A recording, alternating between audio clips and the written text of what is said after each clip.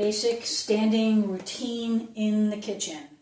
Hold on to the counter if you feel you need to get that extra help with your balance. Start with your feet. We're going to start with ankle raises. Do your set from there. Good starting point. Sets of 10. Move up from there. Then add weights as you get stronger. Second exercise, out to the side with the leg. Make sure your foot is flexed. You're not leaning. Hold on to the counter. Once again, if you need that extra balance. One knee up.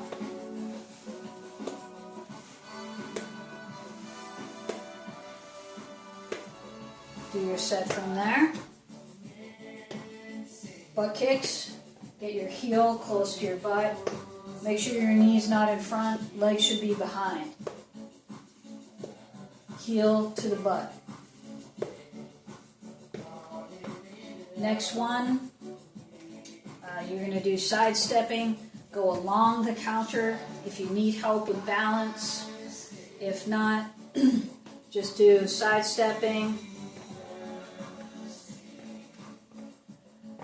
3 to 5 right, 3 to 5 left. Good for balance.